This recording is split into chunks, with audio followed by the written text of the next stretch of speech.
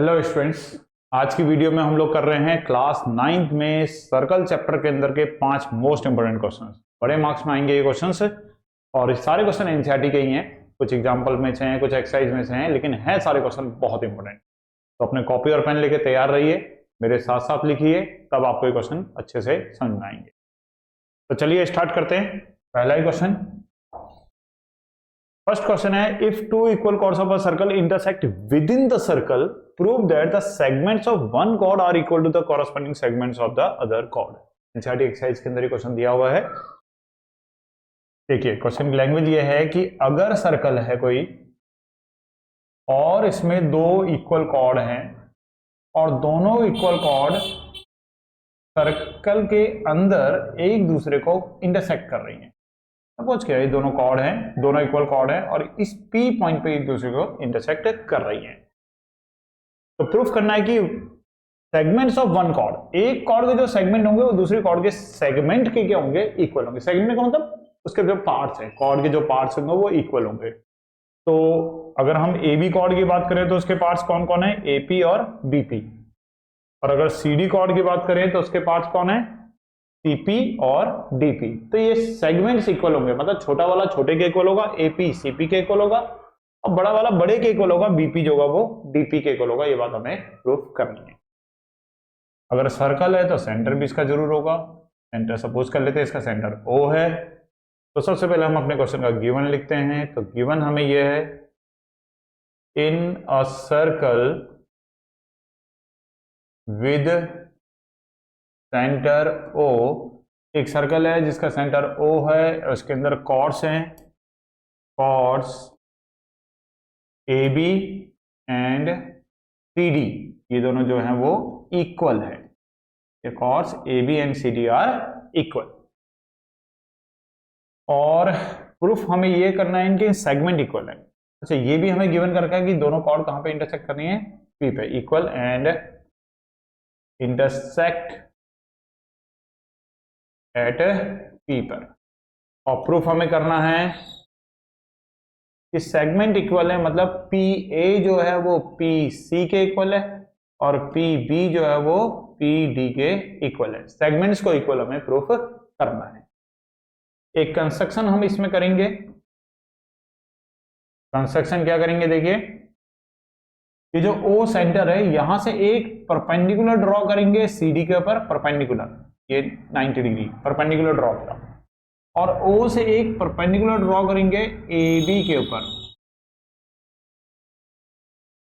एक का नाम जैसे एम रख देते हैं, एक का नाम जैसे एन रख देते हैं। तो कंस्ट्रक्शन हमने क्या करी, ड्रॉ करा, ओ एम परपेंडिकुलर लिया है ए बी के ऊपर और ओ एन परपेंडिकुलर लिया है सी डी के ऊपर। इसके अलावा इस ओ से पी को ज्वाइन भी करेंगे, ज्वाइन कर दिया ओ पी को। और अब हम इसको प्रूफ करने जा रहे हैं। तो देखिए सबसे पहले मैं आपको समझा देता हूं आपको करना क्या है। अगर आपने यहां तक नोट कर रखा है या यहां तक आप बाद में भी नोट कर सकते हैं, तो मैं आपको समझाता हूं कि करना कैसे है। आप भी मेरे साथ इसको सॉल्व कीजिए, तो हो सकता है मेरे से पहले आप लोग ही इसे सॉल्व कर दें।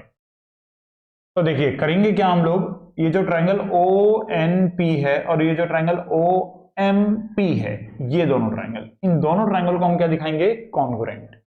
और कॉन्ग्रुएंट दिखाने के लिए तीन चीज इक्वल होनी चाहिए। तो क्या क्या इक्वल होगी, एक तो दोनों में एंगल कितने का है, 90 का, एंगल एम और एंगल एन जो है वो 90 का। दूसरा ये जो ओपी लाइन है, ओपी लाइन दोनों में आ रही है, तो इसका मतलब ओपी कैसी होगी, दोनों में कॉमन साइड होगी।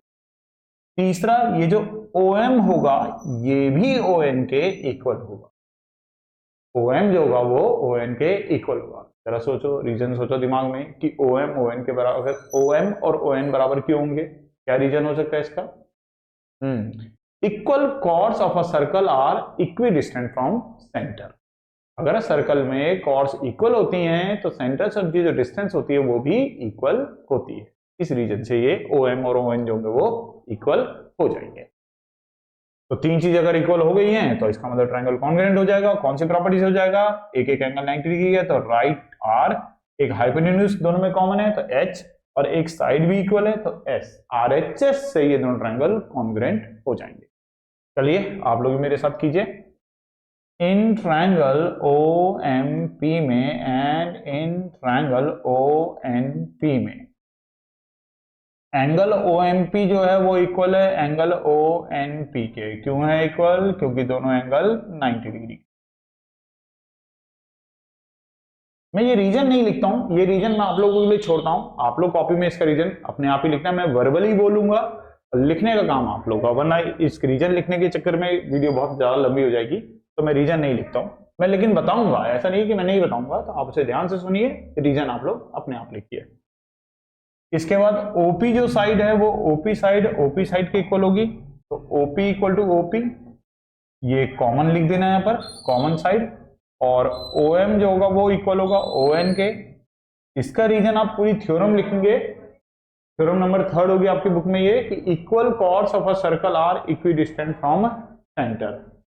थर्ड नहीं होगी, ये होगी फिफ्थ नंबर की थ्योरम होगी, कि equal chords of a circle are equidistant from centre. तो तीन चीज अगर इक्वल हो गई हैं तो इसका मतलब ये हुआ कि ट्रायंगल OMP जो होगा, ट्रायंगल OMP जो होगा वो कॉन्ग्रुएंट हो जाएगा ट्रायंगल ONP के। प्रॉपर्टी हो जाएगी by RHS, right angle hypotenuse side से। और अगर कॉन्ग्रुएंट है तो इसका मतलब PN जो होगा वो इक्वल होगा किसके? PM के। या पहले हम M लिख रहे थे तो पहले M लिख लेते हैं। तो PM जो होगा वो इक्वल हो जाएगा PN के बाय CPCT। इक्वेशन नंबर 1, इसका रीजन क्या आएगा? बाय CPCT से दोनों की corresponding parts of congruent triangle, short form में बोलते हैं CPCT। तो PM इक्वल टू PN हो गया। इसका नाम इक्वेशन 1 बना के छोड़ देते हैं अभी इसकी हमें जरूरत पड़ेगी। इसके अलावा देखिए AB जो था वो इक्वल टू था CD के, ये बात, इसका रीजन क्या लिखा जाएगा? गिवन, ये हमें गिवन था। अब आती है बात यहां पर, थ्योरम एक और लगेगी कि अगर आपने O से इस AB के ऊपर परपेंडिकुलर डाला है तो परपेंडिकुलर जो होगा डालने पर M जो हो जाएगा वो मिड पॉइंट हो जाएगा। जरा सोचो दिमाग में, कौन सी थ्योरम होती है ये वाली? अगर मैंने सेंटर से कॉर्ड पे परपेंडिकुलर डाला है तो मैं कह रहा हूं कि M जो है वो मिड पॉइंट होगा। ये आपने पढ़ी है 3rd नंबर पे, ये वाली थ्योरम थी कि perpendicular from centre of a circle to a chord bisects the chord. It means जो M मिड पॉइंट है तो AB को हम डबल ऑफ AM लिख सकते हैं। AB जो होगा वो डबल होगा किसका? AM का। और इसी तरीके से अगर ON परपेंडिकुलर होगा तो N मिड पॉइंट होगा, तो CD को हम डबल ऑफ लिख सकते हैं CN। पूरी थ्योरम आपको यहां पर लिखनी है। थ्योरम दोबारा बोलता हूं, ध्यान से सुनिए, लिखनी है आपको। Perpendicular from centre of a circle perpendicular from centre of a circle to a chord bisects the chord. 2 से अगर 2 कैंसिल हो जाएगा तो AM जो हो जाएगा वो इक्वल हो जाएगा CN के। इसका नाम रख देते हैं इक्वेशन नंबर 2। तो इस तरीके से हमने दिखाया कि AM जो है वो CN के इक्वल है। यहां हमने दिखाया था PM और PN इक्वल है, यहां हमने दिखाया कि AM और CN इक्वल है। लेकिन प्रूफ तो कुछ और ही करना है, ना तो AM प्रूफ करना है, ना PM प्रूफ करना है, ना AM प्रूफ करना है, ना PM प्रूफ करना है, प्रूफ करना है PA। तो AM पता है, PM पता है, चाहिए PA। तो PA कैसे निकलेगा? पूरे AM में से PM को क्या कर दो? सबट्रैक्ट कर दो। AM मतलब इक्वेशन नंबर 2, PM मतलब इक्वेशन नंबर 1। इक्वेशन 2 में से इक्वेशन 1 को क्या कर देंगे? सबट्रैक्ट कर देंगे। तो सबट्रैक्टिंग इक्वेशन 1 फ्रॉम 2, तो इक्वेशन 1 में PM, 2 में है AM, तो AM में से माइनस कर रहे हैं PM को, और राइट में क्या होगा? CN में से माइनस करेंगे PN को। तो AM में से अगर PM चला गया तो क्या बचेगा? PA। और CN में से अगर PN चला गया तो क्या बचेगा? PC। तो देखो हमने प्रूफ कर दिया, PA जो हो गया वो इक्वल आ गया किसके? PC के। तो फर्स्ट पार्ट हम प्रूफ करके ले आए। लेकिन बात खत्म नहीं हुई है, अभी हमें PB और PD को भी बराबर दिखाना है। तो देखो एक फिर दोबारा लेते हैं, AB जो है वो किसके इक्वल था? CD के। ऐसा हमें क्या था? गिवन। AB को अगर तोड़ोगे तो PA प्लस PB लिख सकते हैं। डायग्राम देखो, ये PA यहाँ पर, ये AB है, तो इसे हम PA प्लस PB लिख सकते हैं। पीडी को भी अगर हम ब्रेक करें पी के हिसाब से तो कैसे तोड़ सकते हैं, पीसी प्लस पीडी, और पीए जो है वो पीसी के इक्वल है तो यहाँ पीसी आ जाएगा प्लस पीबी आ जाएगा इक्वल टू पीसी आ जाएगा प्लस पीडी आ जाएगा, पीसी से पीसी कट जाएगा तो पीबी जो हो गया वो इक्वल हो गया किसके, पीडी के इक्वल हो गया। तो यही हमें प्रूफ करना था सेकंड पार्ट में कि पीबी जो है वो पीडी के इक्वल होगा। बहुत इंपॉर्टेंट क्वेश्चन है, एनसीईआरटी का क्वेश्चन है, तो ये 3 अलग अलग तरीकों से क्वेश्चन आएगा, 3 तरीके से क्वेश्चन एनसीईआरटी में दे भी रखा है। एक तो ये मैंने आपको करके दिखाया, एक क्वेश्चन ये भी है कि ये जो लाइन होगी जो सेंटर से इसको इंटरसेक्शन पॉइंट को ज्वाइन कर रही है इक्वल एंगल बनाएगी, पर वो आसान पड़ता है। कैसे, आप बस कॉन्ग्रुएंट दिखाओ और आपको ये एंगल अगर इक्वल दिखाने तो सीपीसीटी से एंगल इक्वल हो जाएंगे। और एक ऐसा ही सेम क्वेश्चन इसी डायग्राम का सेम कॉन्सेप्ट का इसी तरीके से कॉन्ग्रुएंट दिखाते हुए एक क्वेश्चन हमारे पास एग्जाम्पल के अंदर भी। तो तीनों क्वेश्चन अच्छे से कर लेना बेटा, एक क्वेश्चन अच्छे से कर लो, तीनों की प्रैक्टिस अपने आप ही हो जाएगी। चलिए नेक्स्ट क्वेश्चन पे आते हैं, रीजन जरूर लिख लेना कॉपी में। लेकिन नेक्स्ट क्वेश्चन है, 3 girls Reshma, Salma and Mandeep are playing a game by standing on a circle of radius 5 centimetre. 3 लड़कियां हैं, एक गेम खेल रही हैं सर्कल में खड़े होकर के, जिसका रेडियस है 5 सेंटीमीटर। रेशमा थ्रो कर रही है सलमा के पास एक बॉल, सलमा फेंक रही है मनदीप के पास, मनदीप फेंक रही है रेशमा के पास। रेशमा और सलमा के बीच का डिस्टेंस दे रखा है, सलमा और मनदीप के बीच का डिस्टेंस दे रखा है 6 मीटर। तो देखिए दोनों के बीच में डिस्टेंस 6 मीटर है, तो आइसोसेलेस ट्रायंगल है तो कुछ इस तरीके का होगा। जो सलमा है उसकी दोनों से डिस्टेंस दे रखी है, तो सलमा को हम यहां लिख लेते हैं, सलमा यहां पर है, जैसे सलमा की रेशमा से भी डिस्टेंस पता है, मनदीप से भी डिस्टेंस पता है, दोनों से सलमा की डिस्टेंस जो है वो 6 मीटर है। और डिस्टेंस बिटवीन रेशमा और मनदीप के बीच का डिस्टेंस हमें फाइंड आउट करना है कि रेशमा और मनदीप के बीच का डिस्टेंस कितना होगा। तो देखिए कैसे करेंगे। और रेडियस हमें दे रखी है, रेडियस कितनी दे रखी है, 5, रेडियस हमें दे रखी है 5 मीटर सर्कल की। तो चलिए रेशमा और मनदीप के बीच का डिस्टेंस हमें फाइंड आउट करना है, ध्यान रखना आर और एम के बीच का डिस्टेंस हमें फाइंड आउट करना है।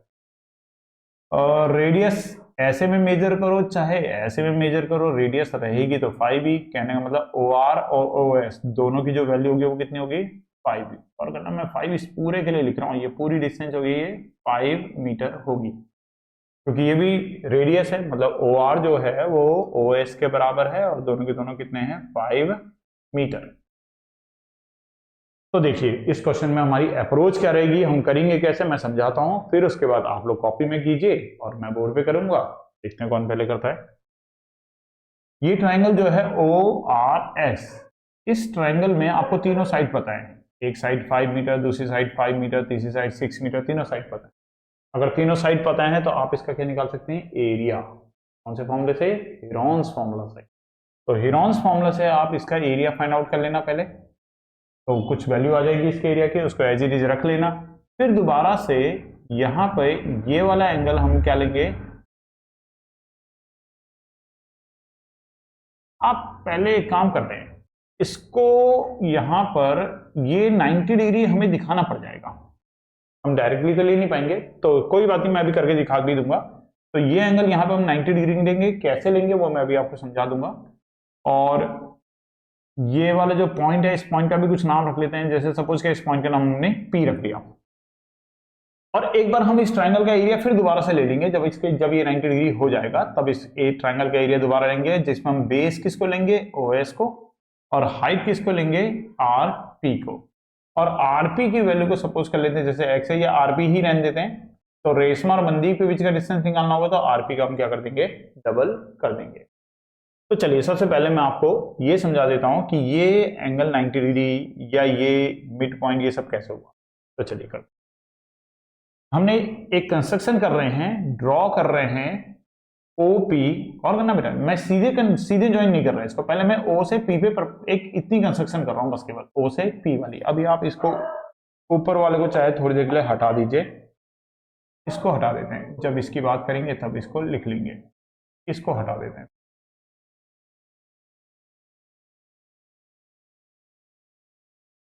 तो हमने क्या करा, ओपी एक परपेंडिकुलर डाला, ओपी एक परपेंडिकुलर डाला किसके ऊपर, आर एम के ऊपर।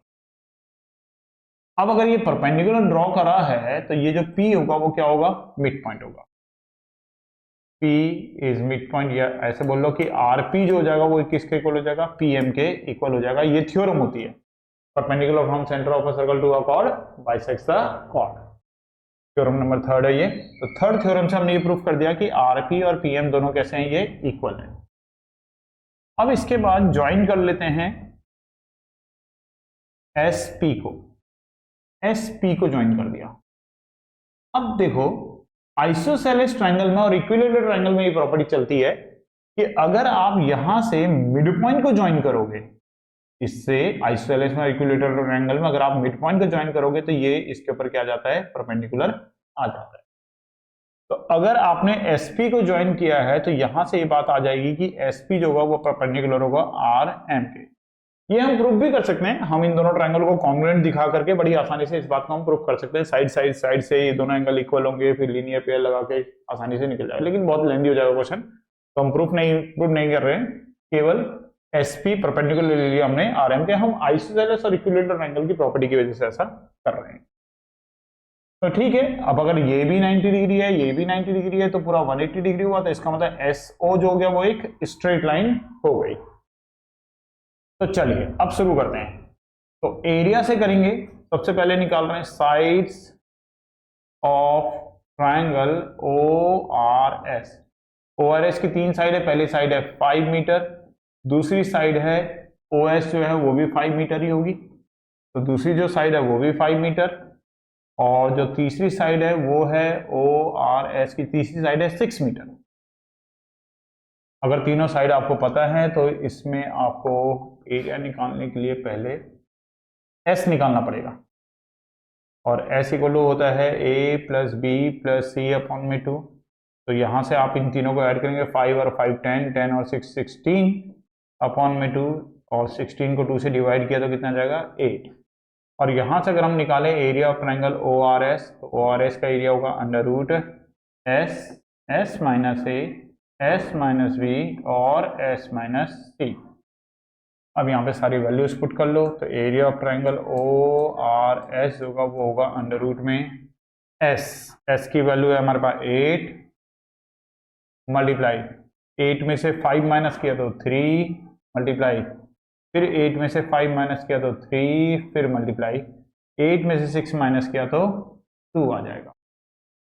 अब इसमें से देखो कितना हो सकता है, 8 टू जा 16 है, इंटू 3 है, इंटू 3 है, 16 रूट के बाहर आएगा तो 4, 3 और 3 का पेयर बाहर आएगा तो 3, तो कहने का मतलब 12 मीटर स्क्वायर आ जाएगा एरिया ऑफ ट्रायंगल ORS। एक बार दोबारा से एरिया ऑफ ट्रायंगल ORS निकालते हैं। अब की बार फॉर्मूला लगा रहे हैं हम लोग half into base into height, और बेस किसको ले रहे हैं, OS को। अगर OS बेस होगा तो हाइट कौन होगा, RP। अगर OS बेस होगा तो हाइट कौन हो जाएगा, RP। OS जो हो गया वो कितना हो गया, 5 मीटर रेडियस है, और RP की वैल्यू हमें पता नहीं है, तो चलो RP को ऐसे ही रहने देते हैं। तो 5 इंटू RP अपॉन में 2, इतने मीटर स्क्वायर इसका भी एरिया आ जाएगा।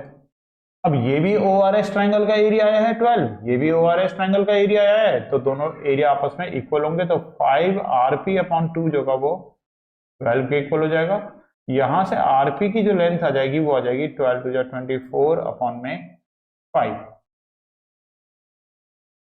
तो RP की जो लेंथ हमें मिल गई है वो 24 अपॉन में 5 है। कैलकुलेशन एरर कहीं कुछ होगी तो देख लेना बेटा, अभी मेरे को तो लग रहा है ठीक ही है। 5 4 जा 20 और 5 8 जा 40, 4.8 मीटर ही आ गया। लेकिन हमें जो निकालना है वो क्या निकालना है, रेशमा और मनदीप के बीच का डिस्टेंस। तो रेशमा और मनदीप के बीच का डिस्टेंस अगर निकालना है तो रेशमा और मनदीप के बीच का डिस्टेंस होगा 2 इंटू RP के इक्वल होगा, मतलब जितना ये RP था उतना ही ये PM भी था, तो इसलिए RM जो होगा वो RP का क्या हो जाएगा, डबल। तो 2 की मल्टीप्लाई 4.8 के साथ कर देंगे तो ये आ जाएगा 9.6 मीटर। कैलकुलेशंस आप लोग भी बड़े ध्यान से करना, क्योंकि कैलकुलेशंस करते वक्त कहीं कहीं पे कभी कभी मिस्टेक हो जाती है, तो आप लोग भी इसको ध्यान से करना। अगर कुछ एरर होगी तो आप लोग मुझे भी जरूर बताना कि अगर कहीं पे कुछ एरर हो गई है तो। तो बेसिक कॉन्सेप्ट समझिए, क्वेश्चन का जो कॉन्सेप्ट है वो क्या है। तो कॉन्सेप्ट अगर आपको क्लियर रहेगा तो नंबर्स तो इधर उधर हमारे चेंज होते ही हैं। तो चलिए नेक्स्ट क्वेश्चन पे आते हैं। इसके बाद नेक्स्ट क्वेश्चन है A B is a diameter of a circle.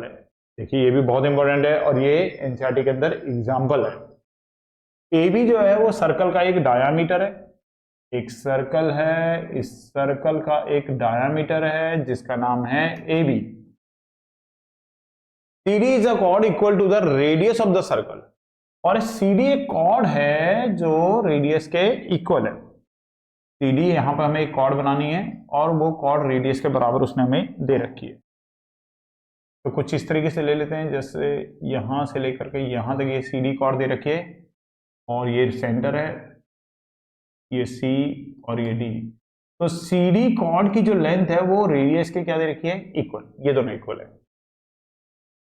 AC and BD when extended, जब AC को एक्सटेंड करते हैं, आगे बढ़ाते हैं, और BD को भी एक्सटेंड करते हैं, आगे बढ़ाते हैं।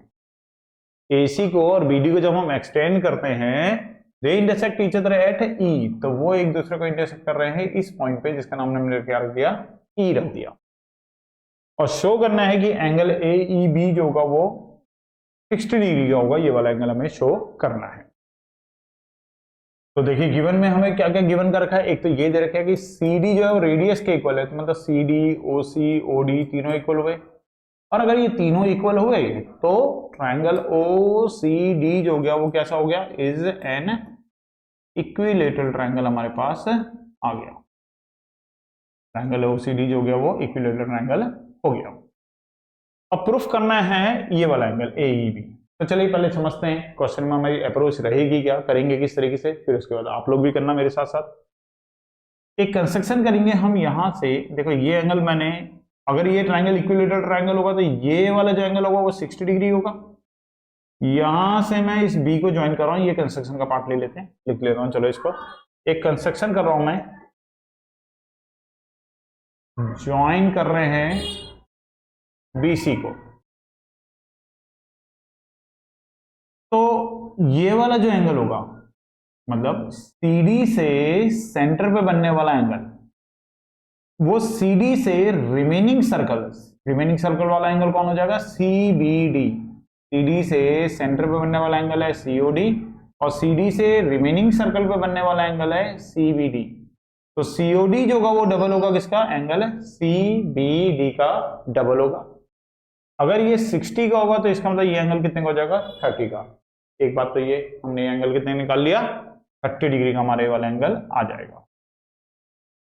इसके बाद अगर AB डायामीटर है तो इसका मतलब ये जो एंगल होगा, एंगल ACB, ये एंगल कितने का होगा, 90 डिग्री का हो जाएगा। बस अब ये एंगल हमारे पास है 90 डिग्री, ये एंगल हमारे पास है 30 डिग्री, ये वाला एंगल हमें फाइंड आउट करना है। तो ध्यान से अगर आप देखो इस ट्रायंगल को, CEB ट्रायंगल को अगर आप देखो तो ये वाला जो एंगल है ये एक्सटीरियर एंगल है,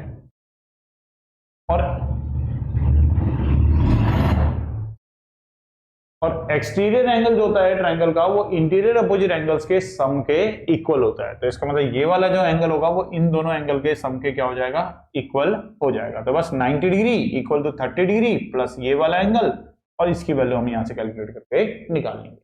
चलिए मैं बोर्ड पे करता हूं, आप लोग कॉपी में कीजिए मेरे साथ। सॉल्यूशन कर रहे हैं हम इसका, या प्रूफ कर रहे हैं हम इसका। एंगल COD जो होगा वो डबल होगा एंगल CBD का। 7th नंबर की थ्योरम आ जाएगी, the angle subtended bye an arc at the centre of a circle is double the angle subtended by the same arc in the remaining part of the circle. थोड़ी बड़ी statement है पर लिखनी है पूरी।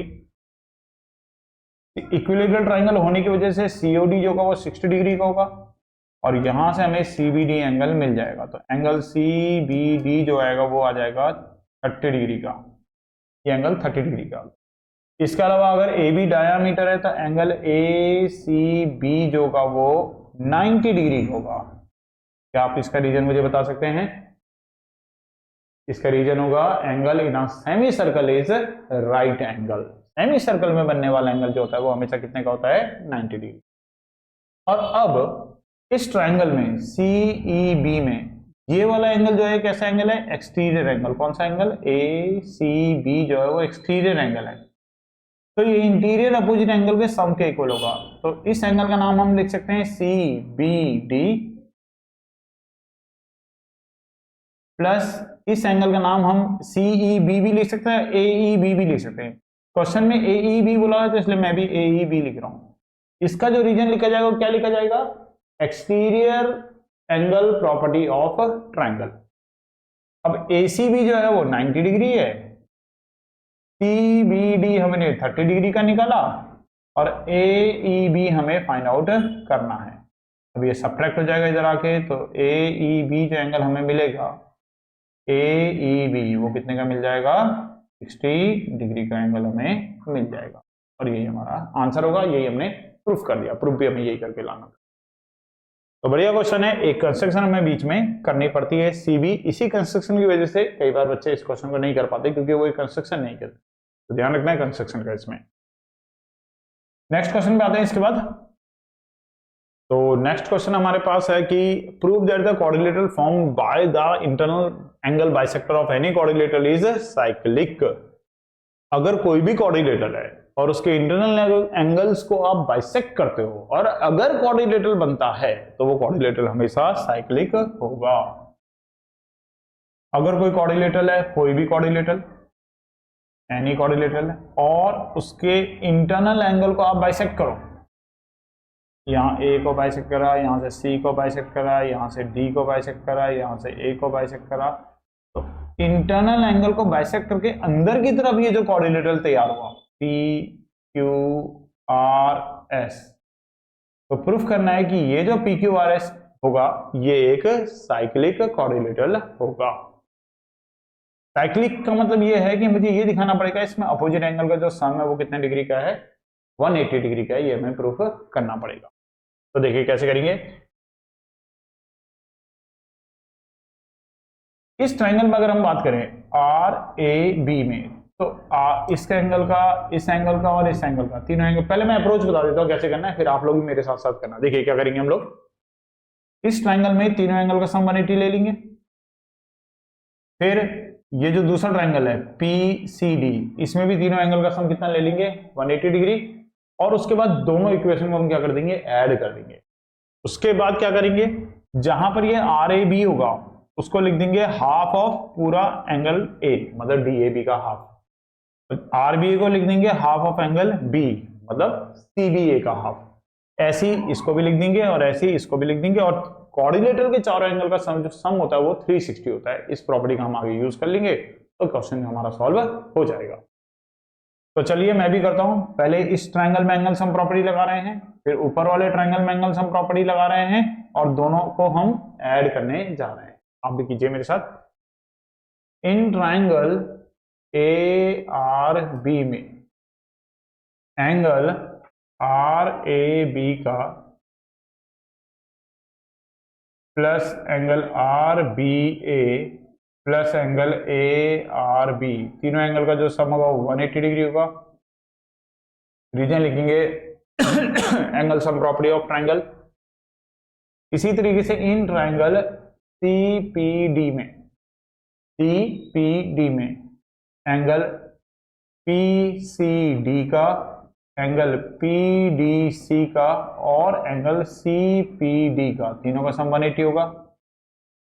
Same reason angle sum property of triangle. और दोनों equation को ऐड कर देते हैं, एडिंग इक्वेशन 1 एंड 2। तो पहले ये लिख रहा हूं मैं एंगल RAB प्लस एंगल ये लिख रहा हूं, फिर इसके बाद RBA प्लस फिर ये वाला लिख ले रहा हूं एंगल PCD प्लस फिर ये वाला लिख ले रहा हूं एंगल PDC प्लस अभी भी दो रह रहे, ये और ये रह रहे, तो इनको भी लिख लेते हैं ARB प्लस ये एंगल CPD इक्वल टू 180 और 180 ऐड हो जाएगा तो कितना हो जाएगा 360। तो लेफ्ट में मैंने सारे ऐड कर दिए, राइट वालों को भी सारों को आपस में ऐड कर दिया। अब जो RAB है ये हाफ है किसका, DAB का, ये हाफ है एंगल DAB का। जो RBA है वो हाफ है किसका, CBA का, ये हाफ है किसका एंगल, CBA का। जो PCD है वो हाफ है किसका, BCD का, ये हाफ है एंगल BCD का। और जो PDC है वो हाफ है किसका, एंगल ADC का। बाकी इसको ऐसे रहने देते हैं, ARB को एज इट इज रहने देते हैं, एंगल CPD को एज इट इज रहने देते हैं।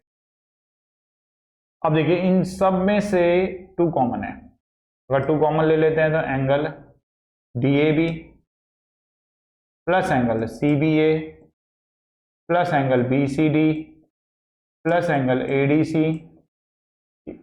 Plus angle ARB plus angle CPD equal to कितना हो जाएगा, 360। और ये है क्वाड्रिलेटरल के चारों एंगल का सम, DAB का, इसका और इसका, चारों का सम। और चारों क्वाड्रिलेटरल के चारों एंगल का जो सम होता है वो 360 डिग्री होता है। Angle ARB plus angle CPD equal to कितना, 360। इसको इससे कैंसिल करेंगे तो 180 आएगा। तो यहां से angle ARB plus angle CPD का जो सम आ गया 180 को अगर 360 में से माइनस कर दोगे तो ये भी सॉल्व करके कितना आ जाएगा, 180 आ जाएगा। तो हमने दिखा दिया इस R एंगल का और इस P एंगल का दोनों का सम कितना दिखा दिया, 180।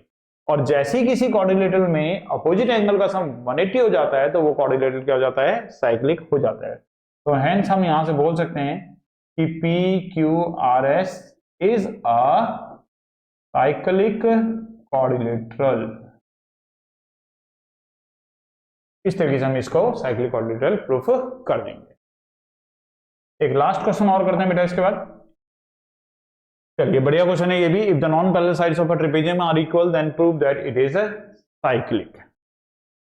चलिए इसमें हमें दे रखा है कि कोई ट्रेपेजियम है जिसकी नॉन पैरेलल साइड्स जो है वो इक्वल है। ट्रेपेजियम उसको कहते हैं जिसकी 2 साइड पैरेलल होती हैं, और जो साइड पैरेलल नहीं है, जो नॉन पैरेलल साइड्स हैं, वो यहाँ पर हमें क्वेश्चन में क्या गिवन कर रखी है, नॉन पैरेलल साइड हमें इक्वल गिवन कर रखी है। मतलब AD जो है वो BC के इक्वल है, ऐसा हमें क्वेश्चन में गिवन है। तो गिवन में हमारे पास एक तो ये वाली बात है कि AB जो है वो पैरेलल है DC के क्योंकि ट्रेपेजियम है, और AD जो है वो इक्वल है BC के। नॉन पैरेलल साइड्स कैसी हैं, इक्वल। और प्रूफ हमें ये करना है कि ये साइक्लिक होगा। प्रूफ हमें ये करना है कि ABCD is a cyclic quadrilateral. तो साइक्लिक दिखाने के लिए हमें इसके अपोजिट एंगल्स का सम कितना दिखाना पड़ेगा, 180 डिग्री दिखाना पड़ेगा। तो एक कंस्ट्रक्शन इसमें हमें करनी पड़ेगी।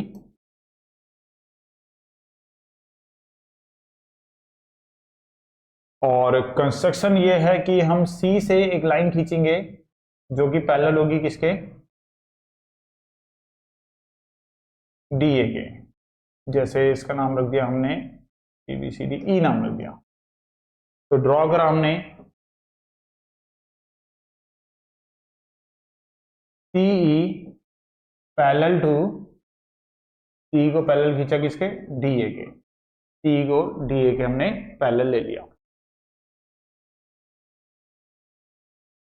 इसके वैसे एक तरीका और भी होता है इसको हम प्रूफ करने के लिए। एक कंस्ट्रक्शन का एक तरीका और है कि अगर आप यहाँ पे परपेंडिकुलर डालेंगे तो वो परपेंडिकुलर से कॉन्ग्रुएंट दिखा करके हम एंगल A को और एंगल B को इक्वल कर देंगे, और A का और D का सम 90 है तो A की जगह पे B और D का सम भी 90 आ जाएगा। हाँ, तो दूसरे तरीके से बताता हूँ मैं आपको। ये वाली कंस्ट्रक्शन से आपका क्वेश्चन थोड़ा बड़ा हो जाता है, तो एक दूसरी कंस्ट्रक्शन जिस क्वेश्चन को करवाता हूँ मैं आपको, वो ज्यादा आसान रहेगा और जल्दी हमारा क्वेश्चन सॉल्व हो जाएगा। तो देखिए दूसरी कंस्ट्रक्शन, दूसरा जो तरीका है इस क्वेश्चन करने का वो क्या है, D से एक परपेंडिकुलर यहां ड्रॉ कर लीजिए, इसका नाम जैसे DP रख लीजिए परपेंडिकुलर, और C से एक परपेंडिकुलर यहां ड्रॉ कर लीजिए, इसका नाम जैसे Q रख लीजिए, TQ। तो क्वेश्चन कंस्ट्रक्शन करी हमने कि DP परपेंडिकुलर डाला AB के ऊपर और CQ परपेंडिकुलर डाला किसके ऊपर, AB के ऊपर। ये 2 कंस्ट्रक्शन करी है। प्रूफ कर रहे हैं, हमें साइक्लिक दिखाना है। साइक्लिक का मतलब हमें अपोजिट एंगल का सम कितना दिखाना होगा, 180 डिग्री दिखाना होगा। तो सबसे पहले हम ले रहे हैं इन दोनों ट्रायंगल को कॉन्ग्रुएंट, APD को और ट्रायंगल BQC को। देखिए करेंगे कैसे, मैं पहले बता देता हूं कि अप्रोच क्या रहेगी, फिर उसके बाद आप लोग मेरे साथ कॉपी में कर लेंगे। हमें ये दोनों ट्रायंगल कॉन्ग्रुएंट दिखाएंगे। कॉन्ग्रुएंट कैसे दिखाएंगे, एक एक एंगल तो दोनों में 90 का है, एक साइड इक्वल, उसने हमें क्वेश्चन में गिवन कर रखी कि AD और BC इक्वल है, गिवन है। और अगर ये दोनों लाइन DC और AB पैरेलल है तो DP जो होगा वो किसके इक्वल होगा, BQ के, क्योंकि पैरेलल लाइन के बीच में डिस्टेंस होती है वो इक्वल होती है। तो राइट एंगल, हाइपोटेन्यूज और साइड से ये दोनों ट्रायंगल कैसे हो जाएंगे, कॉन्ग्रुएंट। अब सुनना गौर से, कॉन्ग्रुएंट होने पर एंगल A जो हो जाएगा वो किसके इक्वल हो जाएगा, एंगल B के इक्वल हो जाएगा, A equal to P by CPCT। और A का और इस D का, इस पूरे D का मतलब ADC का, दोनों का जो सम होगा वो 180 होगा। जरा सोचो क्यों होगा, A का और D का जो सम होगा, मैं वो 180 कह रहा हूं, रीजन होगा को इंटीरियर एंगल, क्योंकि AB जो है वो DC के क्या है, पैरेलल। पैरेलल होने पर को इंटीरियर एंगल के होने की वजह से ये दोनों एंगल का सम जो होगा वो 180 होगा। और B जो है वो A के इक्वल है, तो A की जगह पर हम B भी बोल सकते हैं, तो इसका मतलब B और D का सम कितना आ जाएगा, 180 आ जाएगा। और ये कोऑर्डिनेटर जो है वो साइक्लिक प्रूफ हो जाएगा। तो बहुत ज्यादा आसान तरीका है, जो पहले मैं आप करवाने जा रहा था उस कंस्ट्रक्शन से थोड़ा लंबा पड़ता है, इस वाली कंस्ट्रक्शन से क्वेश्चन काफी आसान हो जाएगा। तो चलिए करते हैं, सबसे पहले कंस्ट्रक्शन इन दोनों ट्रायंगल को इक्विलेटरल प्रूफ करते हैं। आप लोग कॉपी में भी कीजिए। तो एंगल APD जो होगा वो इक्वल होगा एंगल BQC के, क्योंकि दोनों एंगल 90 डिग्री के हैं। AD जो होगा वो इक्वल होगा BC के, क्योंकि हमें गिवन है, रीजन आप लोग लिखना बोथ 90 डिग्री गिवन।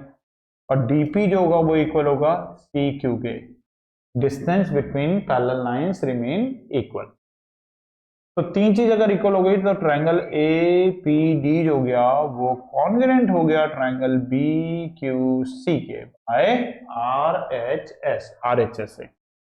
कॉन्ग्रुएंट होने पर हम बोल सकते हैं कि एंगल A जो है वो इक्वल है एंगल B के, और रीजन हो जाएगा इसका बाय CPCT।